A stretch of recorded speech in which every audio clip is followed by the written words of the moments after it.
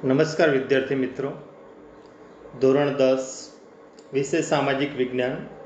આજે પ્રકરણ 17 આર્થિક સમસ્યાઓને પડકારો અંતર્ગત ગરીબી અને બેરોજગારી વિશે આજે અભ્યાસ કરીશું. આમ જોવા જઈએ તો આ પ્રકરણ છે એમાંથી બોર્ડની પરીક્ષામાં મોટા ભાગે 4 ગુણનો પ્રશ્ન પૂછાતો હોય છે. અપવાદ સ્વરૂપે 4 ગુણનો પ્રશ્ન નહીં પૂછાય તો 3 ગુણનો પ્રશ્ન પૂછવાની શક્યતા વધુ છે. એટલે આ પ્રકરણમાંથી હેતુલક્ષી પ્રશ્નો 3 અને 4 ગુણના પ્રશ્નો પર વિશેષ ધ્યાન આપવાનું રહેશે. અત્યાર સુધીની બોર્ડની પરીક્ષામાં આ પ્રકરણમાંથી મોટાભાગે 4 ગુણના પ્રશ્નો પૂછાતા રહ્યા છે. પાઠની શરૂઆત કરીએ કે ભારતીય અર્થતંત્રમાં કેટલીક ગંભીર અને જટિલ આર્થિક સામાજિક સમસ્યાઓ છે, જેવી કે વસ્તી વધારો, ભાવ વધારો, કાળું નાણું, ગરીબી, બેકારી, ભૂખમરો, ભ્રષ્ટાચાર, આતંકવાદ અને આ સિવાય પણ બીજી ઘણી સમસ્યાઓ છે. તો આ બધી સમસ્યાઓ પૈકી આપણે આ પ્રકરણમાં આર્થિક સમસ્યા અંતર્ગત ગરીબી અને બેરોજગારી વિશે અભ્યાસ કરવાનો છે, જેમાં પહેલો ભાગ ગરીબી અને ગરીબીનો પોઈન્ટ પૂરો થયા પછી બેરોજગારી વિશે અભ્યાસ કરીશું. તો આપણે પહેલાં જોઈએ ગરીબીનો અર્થ. ગરીબ કોને કહેવાય? તો સમાજનો મોટો વર્ગ તેના જીવનની મૂળભૂત અને પાયાની જરૂરિયાતો, મૂળભૂત અને પાયાની જરૂરિયાત કે જે જરૂરિયાતોને પૂર્ણ કર્યા વગર ચાલી શકે નહીં, એવી જરૂરિયાતને મૂળભૂત અને પાયાની જરૂરિયાતો કહેવાય. તો જીવનમાં મૂળભૂત અને પાયાની જરૂરિયાતો જેવી કે અન્ન, વસ્ત્ર, આવાસ, શિક્ષણ, આરોગ્ય સેવાઓ ન્યૂનતમ માત્રામાં પ્રાપ્ત કરવા માટે વ્યક્તિ સક્ષમ નથી, તો એવી વ્યક્તિને ગરીબ ગણવામાં આવે છે અને તેઓની આ સામૂહિક પરિસ્થિતિને ગરીબાઈ કે ગરીબી તરીકે ઓળખવામાં આવે છે. જો આવી ગરીબીમાં સમાજનો મોટો વર્ગ વ્યાપ્ત હોય કે સમાજનો મોટો વર્ગ આવી ગરીબીમાં સપડાયેલો હોય તો એ ગરીબીને દારૂણ ગરીબી કે વ્યાપક ગરીબી તરીકે ઓળખવામાં આવે છે. તો હવે આપણે જોઈએ પહેલો પ્રશ્ન, ગરીબી રેખા નીચે જીવતા પરિવારોની લાક્ષણિકતા. અથવા પ્રશ્ન આ રીતે પૂછાય, ગરીબી એટલે શું? ગરીબી રેખા નીચે જીવતા લોકોના લક્ષણો જણાવો. તો એમાં આપણે પહેલાં જોઈએ વ્યાખ્યા, કે જ્યારે વ્યક્તિ પોતાના જીવનની મૂળભૂત અને પાયાની જરૂરિયાતો જેવી કે 5 વસ્તુનો અહીંયા ઉલ્લેખ છે: અન્ન, વસ્ત્ર, આવાસ, શિક્ષણ, આરોગ્ય સેવાઓ ન્યૂનતમ પ્રમાણમાં સંતોષી શકતો ન હોય તેને ગરીબ કહેવાય અને આ પ્રમાણને ગરીબાઈ કહેવાય છે. જો આવી ગરીબીમાં સમાજનો મોટો વર્ગ વ્યાપ્ત હોય કે મોટો વર્ગ સંકળાયેલો હોય તો એ ગરીબી બની જાય છે દારૂણ કે વ્યાપક ગરીબી. ગરીબીનો આ ખ્યાલ ગુણાત્મક છે. ભારતમાં ગરીબીને વ્યક્તિના લઘુત્તમ જીવન સ્તર સાથે જોડવામાં આવે છે. લઘુત્તમ સ્તર સાથે જોવામાં આવે છે. ગરીબી રેખાથી નીચે જીવતા લોકોના સામાન્ય લક્ષણો અમુક જોવા મળતા હોય છે. તો ગરીબી રેખાથી નીચે જીવતા લોકોના સામાન્ય લક્ષણોમાં આપણે જોઈએ તો અહીંયા કુલ 9 લક્ષણો આપણને જોવા મળે. એટલે આ 4 ગુણનો પ્રશ્ન છે. ગરીબી એટલે શું? ગરીબ વર્ગમાં જોવા મળતા સામાન્ય લક્ષણો. પહેલું લક્ષણ આપણે જોઈએ કે જે વ્યક્તિને દૈનિક એટલે કે દિવસ દરમિયાન 2 ટંકનું પૂરતું ભોજન મળતું ન હોય એ ગરીબ કહી શકાય. બીજું કે રહેવા માટે પૂરતી મોકળાશવાળી જગ્યા પ્રાપ્ત થઈ ન હોય, એટલે મોકળાશવાળા રહેઠાણ ન હોય પણ એક રૂમ રસોડા જેવી સ્થિતિ હોય અને વધુ માણસો રહેતા હોય. ત્રીજું કે ના છૂટકે આ લોકોએ એટલે કે ગરીબ વર્ગે ગંદા વિસ્તાર કે ઝૂંપડપટ્ટી વિસ્તારમાં વસવાટ કરવો પડતો હોય છે. જેઓની નિર્ધારિત આવક અપેક્ષિત આવક કરતાં પણ ઓછી હોય. એટલે એ લોકોની આવક છે જે દેશની અપેક્ષિત આવક કરતાં પણ ઓછી આવક જોવા મળતી હોય છે, જેમનું આયુષ્ય દેશના સરેરાશ આયુષ્ય દરથી પણ ઓછું જોવા મળે. 2015માં દેશના લોકોનું સરેરાશ આયુષ્ય 68 વર્ષ હતું, જ્યારે આ ગરીબ વર્ગ હોય તો એ લોકોનું સરેરાશ આયુષ્ય કરતાં પણ નીચું આયુષ્ય એટલે કે 68 વર્ષથી ઓછી ઉંમર સુધી એ જીવતા હોય છે.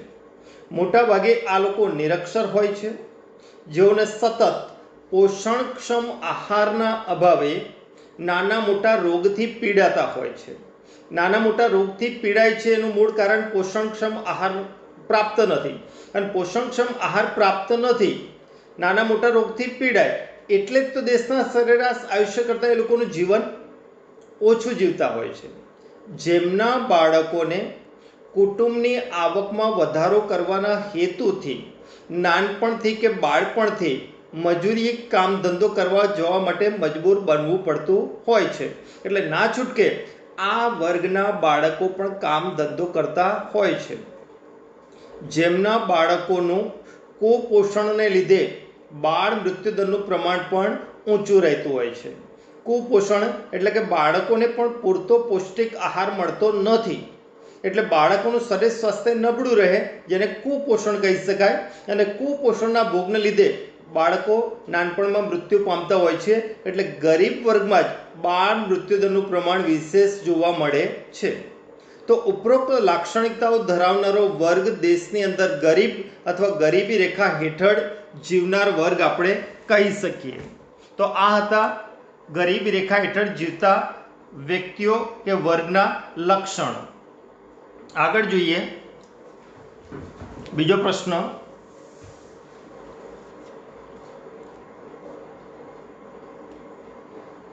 ગરીબી રેખા એટલે શું? ગરીબી રેખા નીચે જીવતા વ્યક્તિઓને માટે સરકારે કરેલા પ્રયાસો વર્ણવો. તો સરકારે આ વર્ગ માટે કયા પ્રયત્નો કર્યા છે એના સંદર્ભમાં આપણે જોઈએ. તો કોઈ પણ વ્યક્તિ પોતાના જીવનની મૂળભૂત અને પાયાની જરૂરિયાતો જેવી કે અન્ન, વસ્ત્ર, આવાસ, શિક્ષણ, આરોગ્ય સેવાઓ ન્યૂનતમ માત્રામાં પ્રાપ્ત ન કરી શકે એને આપણે ગરીબ ગણીએ છીએ. હવે ગરીબ વર્ગના લોકોનું જીવન ધોરણ ઊંચું લાવવા સરકારે કરેલા પ્રયાસો. તો સરકારે શું પ્રયત્નો કર્યા? તો ગ્રામીણ અને શહેરી એમ બંને વિસ્તારમાં ગરીબી રેખા નીચે જીવતા કુટુંબોની આવક ઘણી ઓછી હોય છે. તેવા કુટુંબોને સરકારે અંત્યોદય કુટુંબ કે ગરીબી રેખા નીચે જીવતા કુટુંબો, જેને ટૂંકમાં કહીએ BPL, બિલો પોવર્ટી લાઇન, એટલે ગરીબી રેખા નીચે જીવતા વ્યક્તિઓ કહે છે. ભારત સરકારે આવા કુટુંબોને ઓળખી કાઢીને રેશન કાર્ડના આધારે જાહેર વિતરણ વ્યવસ્થા શરૂ કરી. જાહેર વિતરણ વ્યવસ્થાને PDS પ્રણાલી કહેવાય, પબ્લિક ડિસ્ટ્રીબ્યુશન સિસ્ટમ. અને જે વાજબી ભાવની દુકાનો દ્વારા અમુક ખાદ્ય પદાર્થોનું વિતરણ થાય છે તેને વાજબી ભાવની દુકાનો એટલે FPSS કહે છે, એટલે કે ફેર પ્રાઇસ સ્ટોર.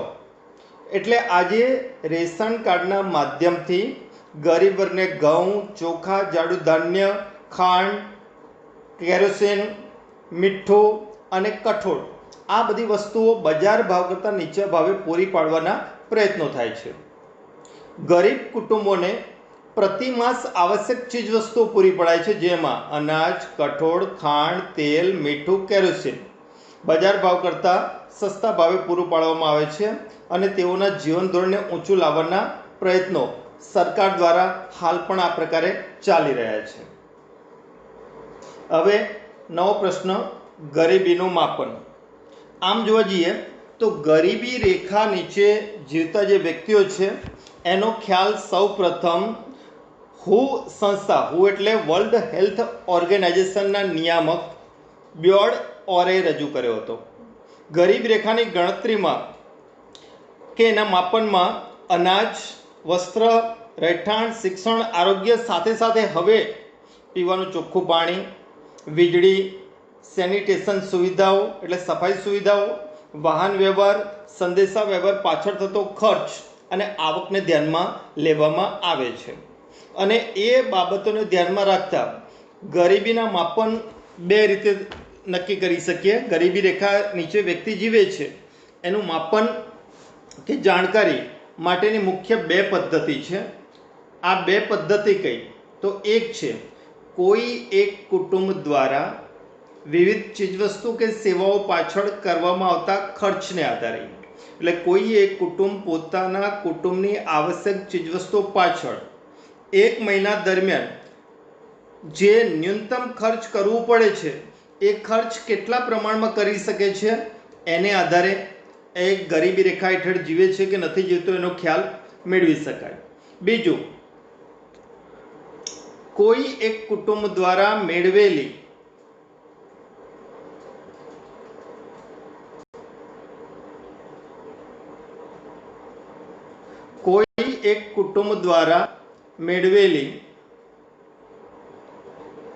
કુલ આવકને આધારે, એટલે કે જીવન જરૂરી ચીજવસ્તુઓ પ્રાપ્ત કરવા માટે એને અમુક નાણાકીય ખર્ચ કરવો પડે. તો અહીંયા ખર્ચને આધારે પણ ગરીબી રેખાનો ખ્યાલ મેળવી શકાય અને ખર્ચ કરવા માટે અમુક પ્રમાણમાં એને આવક મળતી હોવી જોઈએ. તો આવકને આધારે પણ ગરીબી રેખા નક્કી કરી શકાય. એટલે વિવિધ વસ્તુઓ પાછળ થતા ખર્ચને આધારે અથવા કુટુંબના સભ્યો દ્વારા પ્રાપ્ત આવકને આધારે ગરીબીનું માપન થઈ શકે. અને આ અંદાજ પ્રમાણે ગરીબીના બે પ્રકાર આપણે પાડી શકીએ: નિરપેક્ષ ગરીબી અને સાપેક્ષ ગરીબી. આ પણ 3 ગુણમાં પ્રશ્ન પૂછાયો છે. ગરીબીની માપનની પદ્ધતિઓ અને ગરીબીના પ્રકાર જણાવો. તો એમાં ગરીબી કઈ રીતે માપી શકાય, બે પદ્ધતિ આપણે, ખર્ચને આવકને આધારે, અને એ પછી નિરપેક્ષ ગરીબી. નિરપેક્ષ ગરીબ કોને કહેવાય? કે જ્યારે સમાજના લોકો પોતાની મૂળભૂત અને પાયાની ચીજવસ્તુ કે સેવાઓ, ગરીબીની જે વ્યાખ્યા જોઈ ગયા એના સંદર્ભમાં છે, સમાજના લોકો પોતાની મૂળભૂત અને પાયાની ચીજવસ્તુ કે સેવાઓ જેવી કે અન્ન, વસ્ત્ર, આવાસ, કઠોળ, દૂધ, શાકભાજી, કપડાં, શિક્ષણ, સ્વાસ્થ્ય, આ વસ્તુઓને જીવનની અંદર પર્યાપ્ત માત્રામાં પ્રાપ્ત કરવા માટે, એટલે કે ન્યૂનતમ પ્રમાણમાં, વધુ પ્રમાણમાં તો ન મળે પણ આવશ્યક હોય, જેને ન્યૂનતમ પ્રમાણ આપણે કહીએ, એ ન્યૂનતમ પ્રમાણમાં પ્રાપ્ત કરવા નાણું ખર્ચ કરવાની શક્તિ ધરાવતા ન હોય. એટલે કે કુટુંબ માટે ઓછામાં ઓછી વસ્તુઓ જોઈએ છીએ એટલી વસ્તુ માટે નાણું ખર્ચ કરવાની શક્તિ ધરાવતા ન હોય તો એવી વ્યક્તિને નિરપેક્ષ રીતે ગરીબ ગણવામાં આવે છે. મોટા ભાગે વિકાસશીલ દેશોમાં આ પ્રકારની ગરીબી જોવા મળે છે અને ભારત એક વિકાસશીલ દેશ છે એટલે ભારતમાં નિરપેક્ષ ગરીબીનું પ્રમાણ વધુ જોવા મળે છે. હવે જોઈએ સાપેક્ષ ગરીબીનો ખ્યાલ. અને સાપેક્ષ ગરીબીનો ખ્યાલ મોટા ભાગે વિકસિત દેશોમાં વધારે જોવા મળે છે. સાપેક્ષ ગરીબી એટલે એને તુલનાત્મક ગરીબી કહી શકાય કે જેમાં એક વર્ગની તુલના બીજા વર્ગ સાથે થતી હોય છે. એટલે તુલનાત્મક ગરીબીને જ સાપેક્ષ ગરીબી તરીકે ઓળખવામાં આવે છે. સમાજની જુદી જુદી આવક ધરાવતી વ્યક્તિઓને આવક આધારિત વિવિધ વર્ગોમાં વિભાજિત કરવામાં આવે. જો કોઈ એક જૂથ અન્ય જૂથ કરતાં ઓછી આવક મેળવતું હોય તો તેને સાપેક્ષ કે તુલનાત્મક રીતે ગરીબ છે તેમ કહેવાય. સાપેક્ષ ગરીબીનો ખ્યાલ વિકસિત દેશોમાં વધારે જોવા મળે છે. ઉદાહરણ તરીકે આપણે જોઈએ કે વર્ગ A, B, C 3 આપણે પાડ્યા કે જેમાં આવક આપી કે A વર્ગનો વ્યક્તિ છે એની આવક 10,000, B વર્ગની આવક 20,000 અને C વર્ગની આવક 30,000 છે. હવે એની તુલના કરવાની તો અહીંયા 3 વ્યક્તિની આવક જુદી જુદી છે. હવે જુઓ, તુલના કરીએ કે B વ્યક્તિની સાપેક્ષે એ વ્યક્તિની આવક ઓછી હોવાથી એ વ્યક્તિ ગરીબ ગણાય. એટલે અહીંયા એ વ્યક્તિની આવક 10,000, B વ્યક્તિની આવક 20,000 છે તો B વ્યક્તિની તુલનામાં એ વ્યક્તિ ગરીબ ગણાય કારણ કે એની આવક ઓછી. તો એ જ રીતે C વ્યક્તિની તુલનામાં એ અને બી બંને વર્ગ ગરીબ ગણી શકાય, કારણ કે સી ની આવક 30,000 છે, એની તુલનામાં એ અને બી ની આવક ઘણી ઓછી. એટલે આ રીતે જે તુલનાત્મક ગરીબી થાય એને આપણે સાપેક્ષ ગરીબી તરીકે ઓળખીએ છીએ. હવે નવો પોઈન્ટ જોઈએ, નવો પ્રશ્ન, ઇમ્પોર્ટન્ટ અને આંકડાકીય માહિતીવાળો પ્રશ્ન છે. આ પ્રશ્ન જે મેં સમજાવ્યો છે એ રીતે વારંવાર મોઢે કરીને લખશો તો ઝડપથી યાદ રહેશે. પ્રશ્ન છે, ભારતમાં વ્યક્ત ગરીબી વિશે સમજૂતી આપો અથવા ભારતમાં ગરીબીનું પ્રમાણ સ્પષ્ટ કરો. આયોજન પંચના અહેવાલ 2011-12 મુજબ ભારતમાં ગરીબી રેખા નક્કી કરવા માટે ગ્રામીણ અને શહેરી ક્ષેત્રે માથાદીઠ માસિક વપરાશી ખર્ચ નિર્ધારિત થયું હતું. શું નક્કી થયું? માથાદીઠ માસિક વપરાશી ખર્ચ નક્કી થયું. એનો અર્થ એવો થયો કે કોઈ એક કુટુંબ કે કોઈ એક વ્યક્તિ નિર્ધારિત થયેલું ખર્ચ વિવિધ વસ્તુઓ પાછળ કરી શકે છે તો એ ગરીબ નથી. નિર્ધારિત થયેલું ખર્ચ પણ વ્યક્તિ કરવા માટે સક્ષમ નથી તો એ ગરીબી રેખાની નીચે છે એમ કહી શકાય. અને આ પ્રમાણે આયોજન પંચના અહેવાલ 11-12 મુજબ અહીંયા માથાદીઠ માસિક વપરાશી ખર્ચ આપ્યું છે. ગ્રામીણ ક્ષેત્ર, શહેરી ક્ષેત્ર અને એ પ્રમાણે વ્યક્તિગત ખર્ચ કે ગામડાનો વ્યક્તિ હોય તો મહિને 816 રૂપિયા ખર્ચ કરવો જોઈએ અને શહેરી વ્યક્તિ હોય તો મહિને 1000 રૂપિયાનો ખર્ચ નિર્ધારિત થયો. એક કુટુંબ બરાબર અહીંયા 5 સભ્યો ગણતરીમાં લેવાયા છે. એટલે અહીંયા 5ના ગુણાંકમાં જોઈએ તો કૌટુંબિક ખર્ચ 816 × 5 એટલે 4080 થાય. અને એ જ રીતે અહીંયા 1000 × 5 એટલે કૌટુંબિક ખર્ચ થયું 5000. જો વ્યક્તિ કે કુટુંબ નિર્ધારિત ખર્ચ સપાટી જેટલું ખર્ચ આવશ્યક વસ્તુઓ માટે કરી શકતા નથી તો તે ગરીબી રેખા હેઠળ જીવે છે એમ માની શકાય. એટલે ગામડાનો વ્યક્તિ મહિને 816 રૂપિયા અથવા ગામડાનો કુટુંબ મહિને 4080 રૂપિયા પોતાની આવશ્યક વસ્તુઓ માટે ખર્ચ કરવા માટે સક્ષમ નથી તો એ ગરીબી રેખાની નીચે જીવે છે. એ રીતે શહેરી વ્યક્તિ કે શહેરી કુટુંબ મહિને 5000 રૂપિયા પણ આવશ્યક વસ્તુઓ પાછળ ખર્ચ કરી શકતું નથી તો એ ગરીબી રેખા નીચે છે અને ખર્ચ કરી શકે તો એ ગરીબી રેખાની ઉપર છે. હવે આ માપદંડ અનુસાર ગરીબીનું પ્રમાણ આપણે જોવાનું છે. કયો માપદંડ? તો ઉપર જે આપ્યો માપદંડ ગરીબી રેખાનો માસિક માથાદીઠ વપરાશી ખર્ચ એના અનુસંધાનમાં વર્ષ 2009-10માં ભારતની કુલ વસ્તી પૈકી એટલે કે દેશની કુલ વસ્તી જે 9 અને 10માં હતી એમાંથી 35.47 કરોડ લોકો એટલે કે પર્સન્ટેજમાં જોવા જઈએ તો 29.8% વર્ગ ગરીબ હતો. ભારતમાં કુલ વસ્તી પૈકી 35.47 કરોડ એટલે કે 29.8 કરોડ વર્ગ ગરીબ હતો. હવે જોઈએ પછીના વર્ષનું એટલે કે 11-12 ની અંદર કે ભારતની કુલ વસ્તી પૈકી 27 કરોડ લોકો ગરીબ હતા જે પ્રમાણ થાય 21.9%. કયા વર્ષનું? 2011-12 ની આ સ્થિતિ છે.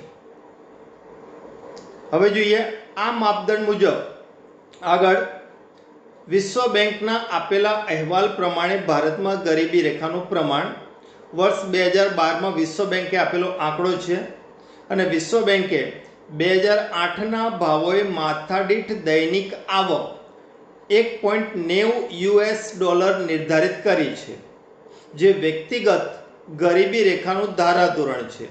એટલે કે વ્યક્તિ દિવસ દરમિયાન $1.90ની આવક મેળવે છે તો એ ગરીબ નથી અને નિર્ધારિત $1.90 આવક નથી મેળવતો તો એ ગરીબી રેખાની નીચે જીવે છે.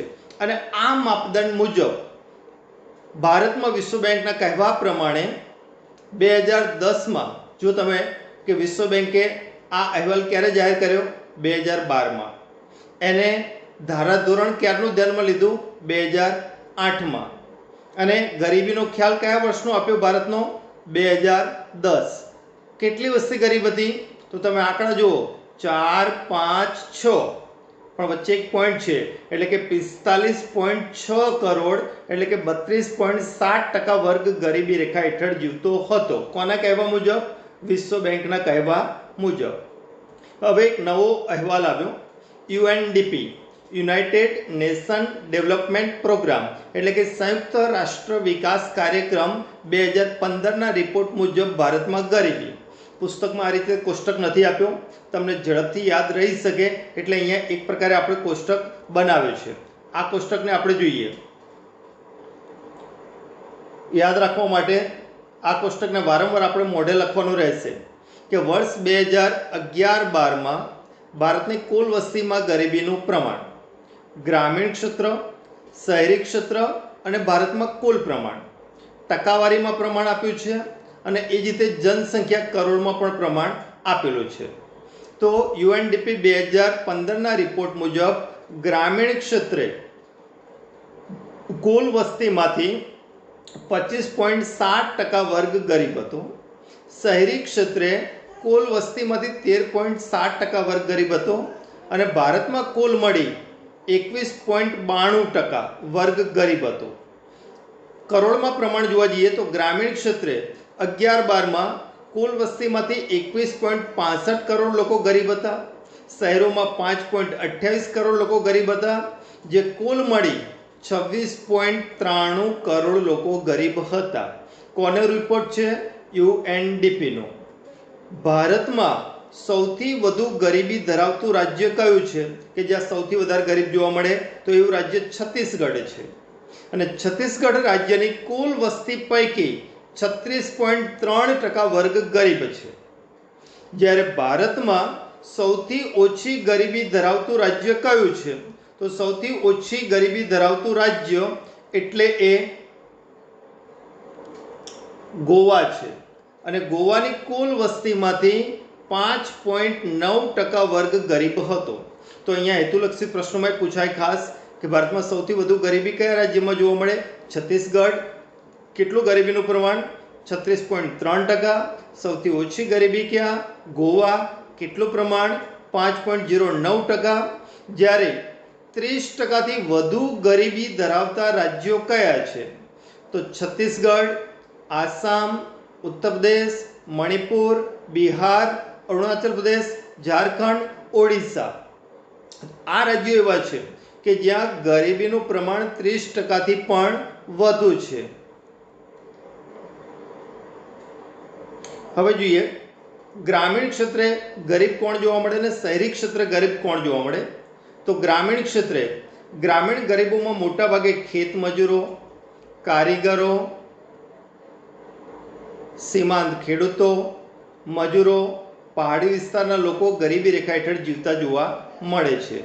જ્યારે શહેરી ક્ષેત્રોમાં આપણે જોવા જઈએ તો શહેરી ગરીબોમાં કામચલાઉ મજૂર, દૈનિક શ્રમિક, ઘર નોકર તરીકે કામ કરતો વર્ગ, રિક્ષા ચાલક, લારી ગલ્લાવાળા, હોટેલ, ઢાબા કે ઓટો ગેરેજમાં કામ કરનારો વર્ગ મોટાભાગે શહેરી ક્ષેત્રોમાં ગરીબી રેખા હેઠળ જીવતો જોવા મળે છે. તો આ રીતે આજના લેસનમાં આપણે અહીંયા સુધી જોઈએ. અહીંયા ચાલેલા મુખ્ય 3 પ્રશ્નો છે.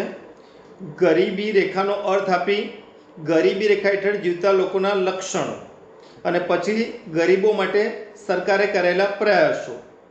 પછીનો પ્રશ્ન ત્રીજો હતો ગરીબી માપનની પદ્ધતિ, નિરપેક્ષ અને સાપેક્ષ ગરીબી. અને ચોથો પ્રશ્ન ઇમ્પોર્ટન્ટ હતો, ભારતમાં ગરીબીનું પ્રમાણ.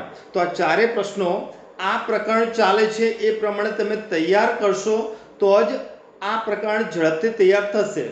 જો અત્યારે તૈયારી નહીં કરો તો પાછળથી બધું બાષ્પીભવન થશે અને યાદ નહીં રહી શકે.